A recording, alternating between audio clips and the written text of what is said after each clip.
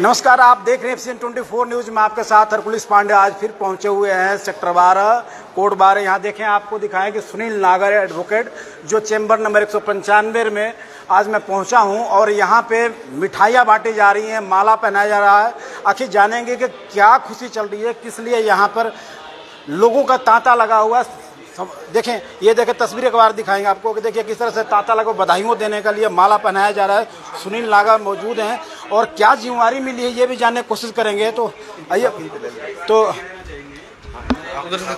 साथी लोग, सर नमस्कार। आज नागर साहब को जिम्मेवारी मिली है, क्या कहेंगे? हमें बहुत खुशी हुई है, जो हमारे साथी वकील साहब हैं इनको जिम्मेवारी मिली है। इससे हमें युवा साथियों को बहुत ही ज़्यादा अंदर से खुशी हो रही है, क्योंकि जो हमें समस्याएं रहती थी बार काउंसिल में, उन सब का समाधान बहुत जल्दी हमारे साथ है।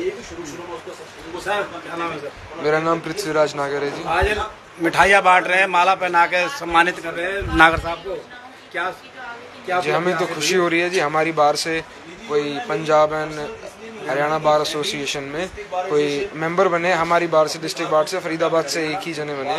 तो अब हमें उम्मीद है हमारी जो जितने भी क्वेश्चन एंड क्वेरीज हैं, जो हमें तकलीफें होती है, वो अब जल्द उनका समाधान किया जाएगा और हम अपनी बातों को किसी के सामने रख सकेंगे ताकि वो आगे हमारी बातों को प्रस्तुत कर सके। तो हम तो खुश हैं इस चीज़ से।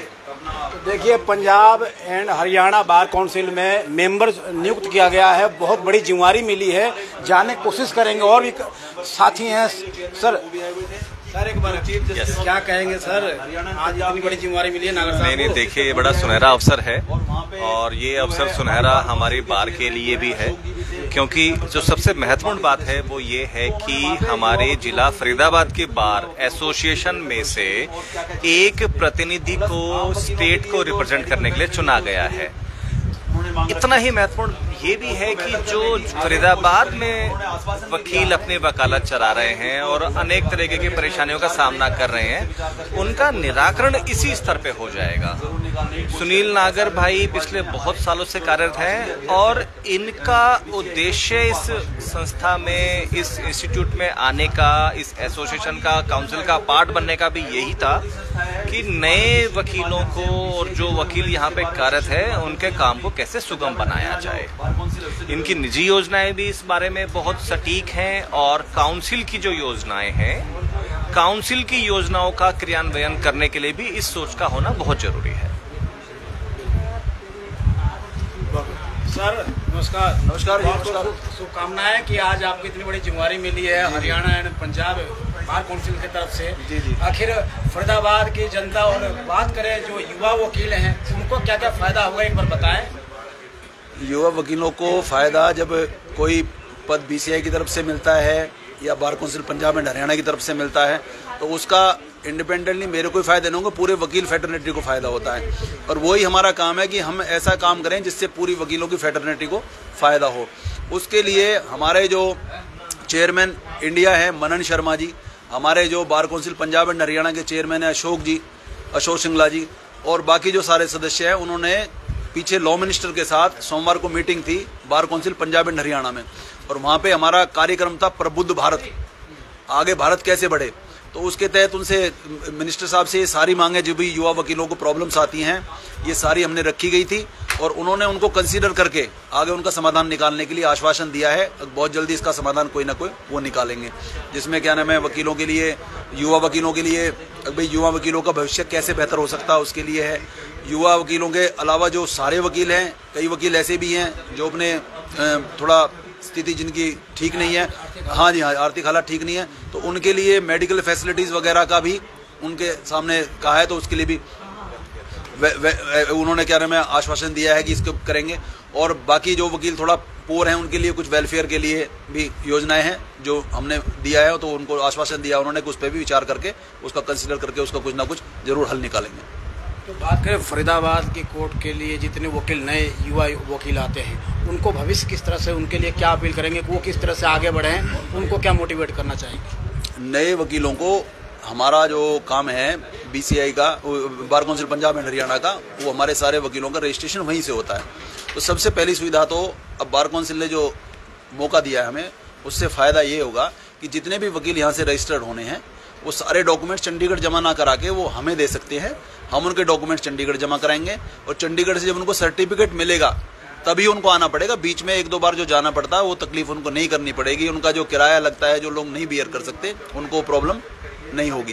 तो इसलिए क्या नाम है, उसको इससे ये फायदा होने वाला। प्लस युवा वकीलों के लिए जो आगे वेलफेयर की योजना है, जो मैंने अभी बताया, वेलफेयर की योजना है, जिनको बीसीआई के माध्यम से मनन शर्मा जी ने जो उनको लॉ मिनिस्टर जी के सामने रखा था, तो लॉ मिनिस्टर जी ने आश्वासन दिया है कि उसके लिए युवा वकीलों के लिए कुछ ना कुछ का समाधान जरूर निकालेंगे। रही युवा वकीलों की बात, उनको संदेश देने की बात, तो बस मेरा तो एक ही संदेश है युवा वकीलों से कि अपनी मेहनत और सब्र पे विश्वास रखें। कामयाबी एक दिन ना एक दिन जरूर मिलेगी, क्योंकि हमारा प्रोफेशन ऐसा है, नए वकीलों को जल्दी सी कामयाबी नहीं मिलती है। उसके लिए उनको सब्र करना पड़ेगा और बहुत ज़्यादा मेहनत करनी पड़ेगी। अगर वो मेहनत करेंगे, सब्र करेंगे, तो जरूर कामयाबी मिलेगी। कानून मंत्री साहब मिले थे, तो न्याय प्रणाली में किस तरह से सुधार किया जाए, लोगों को जल्द से जल्द न्याय मिले। और जिस तरह से लोग आते हैं, धक्के खाते हैं, कई बार आपके पास भी आते हैं लोग, उनको न्याय नहीं मिल पाता, तो उनके लिए क्या कुछ बात हुई थी? देखिए, मैं निवेदन आपसे ये करूंगा कि आप ऐसे शब्द इस्तेमाल ना करें। ये न्याय का मंदिर है, यहाँ पे कभी किसी को न्याय के लिए धक्के नहीं खाने होते। हर एक न्याय प्रणाली की अपनी प्रक्रिया होती है। हर एक वकील अपने हर एक केस के लिए अपनी जान लगाता है, अपनी जानकारी लगाता है और अथाह मेहनत लगाता है। बिल्कुल, आपकी सही बात तो अगर हम किसी मान्य अदालत के परिप्रेक्ष्य में देखें तो ये शब्द हम यूज ना करें कि अभी केंद्र सरकार द्वारा आईपीसी सीआरपीसी में बदलाव किया जा रहा है कि लोगों को जल्द से जल्द उनको न्याय मिल सके। वो थाने कोर्ट के चक्कर काटते हैं और कई बार होता है कि थाने में उनकी वहाँ से एफआईआर दर्ज नहीं कराई जाती है। आप अपनी तरफ से काम करते हैं, वकील अपने तरफ से काम करते हैं, बावजूद इसके कि लोग धक्के खाते हैं क्योंकि उनको वहाँ से कोई। बहुत महत्वपूर्ण है, आपका सवाल बहुत महत्वपूर्ण है, तो उसका जवाब भी उतना ही महत्वपूर्ण है। ये न्याय की अपनी एक प्रक्रिया, अपनी एक प्रणाली होती है और आप कभी भी किसी प्रणाली का दुरुपयोग नहीं कर सकते। और न्याय इसी पे आधारित है। न्याय की अपनी एक प्रणाली है, न्याय की अपनी एक प्रक्रिया है। माननीय अदालत सिर्फ भावनाओं के आधार पर अपना फैसला नहीं कर सकती। माननीय अदालत को फैसला करने सुनाने के लिए साक्ष्यों का अवलोकन करना बहुत जरूरी होता है। पुलिस का अपना अलग कार्य है। अगर ये आपकी बात बिल्कुल बेहतर है, बहुत वजह है कि अगर पुलिस अपना काम नहीं कर पाती तो उसके लिए हमारे कानून में प्रावधान है। और अभी हाल फिलहाल जो हमारी स्टैंडिंग कमेटी है लोकसभा, उसमें जो नए बिल इंट्रोड्यूस किए गए हैं, जिनमें criminal procedure code, Indian penal code और इंडियन एविडेंस एक्ट में कुछ बदलाव प्रपोज किए गए हैं, उन सभी अमेंडमेंट्स का उद्देश्य केवल ये है कि न्याय प्रणाली और न्याय प्रक्रिया को कैसे सुगम बनाया जाए और इसे निचले स्तर पर खड़े आदमी के पायदान तक कैसे पहुंचाया जाए। तो मेरा आपसे निवेदन ये है कि कृपया ये आप शब्द यूज ना करें कि न्याय के लिए कभी किसी को धक्के नहीं खाने होते। न्याय के लिए क्यों, न्याय प्रणाली के जो मेन जो पहला पिलर वो वकील होते हैं। अगर वकील उस चीज को अगर ध्यान न दें तो शायद आम जनता को न्याय नहीं मिलेगा। न्याय प्रणाली बिल्कुल सुदृढ़ है, मजबूत है। आपकी जानकारी बहुत अच्छी है। मैं आपकी जानकारी को जरा दुरुस्त कर देता हूँ कि वकील सबसे पहले नहीं है, स्वयं लिटिगेंट सबसे पहले है।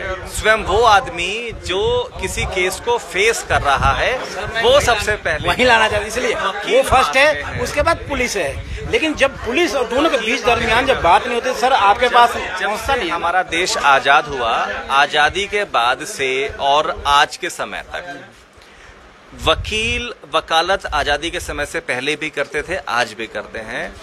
वकालत का पेशा है उन लोगों तक न्याय प्रणाली और न्याय प्रक्रिया को पहुंचाना जो कानून से अनजान है। अनजान और नहीं है, वंचित और अनजान में बहुत फर्क है। वंचित है जिनको लाभ नहीं मिल पा रहा, अनजान वो है जो कानून जानते नहीं है और उनको न्याय मिलता नहीं। उन्हीं को न्याय मिलता है, प्रत्येक इंसान को न्याय मिलता है। यानी भरोसा जो लोग करते हैं न्यायिक व्यवस्था पे, वो कहीं ना कहीं कायम है। आप लोगों के चलते ही है ना। उनका बिल्कुल ठीक कहा आपने, उनका विश्वास कायम है और इस वकालत के पेशे से ही वो विश्वास और मजबूत बना है। तो क्या अभी जो अमेंडमेंट जो ऑर्डिनेंस आएगा सरकार की तरफ से, क्या उससे लोगों को न्यायिक व्यवस्था में कहीं बदलाव आएगा या नहीं? न्याय प्रक्रिया और न्याय प्रणाली और सुदृढ़ और मजबूत बनेगी। तो देखिए शुभकामनाओं का दौर चल रहा है, एक नए जिम्मेवारी मिला है सुनील नागर जी को। लगातार देखिए तांता लगा हुआ बधाई देने के लिए, शुभकामना देने के लिए। वहीं नागर साहब बैठे हुए हैं और नागर साहब से और चीज़ें जानेंगे कि आखिर किस तरह से देख रहे हैं इस नई जिम्मेवारी को, किस तरह से निभाएंगे और आगे किस तरह से इसको ले जाएंगे, क्योंकि फिर और आगे मजबूती और नए पद के साथ भी कहीं ना कहीं इनको नवाजा जाए। तो सर क्या कहेंगे? क्या कहने में सॉरी सर ये कह रहा हूँ कि बहुत बड़ी जिम्मेवारी मिली है, लगातार ऐसे जिम्मेवारियों को किस तरह से निर्वाह करेंगे? देखो सीधी बात भरोसा वकीलों का है, युवा वकीलों का है। जो जिम्मेवारी मुझे दी गई है उसमें मैंने आपको पहले भी बताया है, मेन उद्देश्य ये है कि युवा वकील जो है, हमारे जितनी भी परेशानी युवा वकीलों को आती हैं वो हमें बताएं, हम उनको समाधान करने की कोशिश करेंगे बीसीआई के माध्यम से और bar council Punjab and Haryana के माध्यम से उनको परेशानियों को दूर करने की कोशिश करेंगे। और युवा वकीलों को यही संदेश है कि मेहनत करें और सब्र करें, बिल्कुल सब कुछ बेहतर रहेगा। क्या लगता है युवा वकीलों का जो सपना है वो साकार हो पाएगा अब, कि क्या दिक्कतों का सामना करना पड़ रहा था? अवश्य हो पाएगा। युवा वकीलों का सपना अवश्य साकार हो पाएगा, पर वो साकार होने के लिए उनको मेहनत करनी पड़ेगी, बहुत ज्यादा मेहनत करनी पड़ेगी। देखिए सपना तो साकार होगा वकीलों का, उन युवा वकीलों का, लेकिन मेहनत करनी पड़ेगी। मेहनत करने के बाद ही ये सपने और मुकाम तक पहुंच पाएंगे, क्योंकि सुनील नागर जी को एक नई उपलब्धियां मिली हैं, एक नई जिम्मेवारी मिली है। जिम्मेवारियों को निर्वाह करने के लिए वो 24 घंटा वकीलों के लिए खड़े हैं। अब देखना ये होगा कि आने वाले समय में उनको कितनी बड़ी और उपलब्धियां प्राप्त होती हैं, और भी बातचीत करेंगे। तो आपको जोड़ेंगे एफसीएन 24 न्यूज।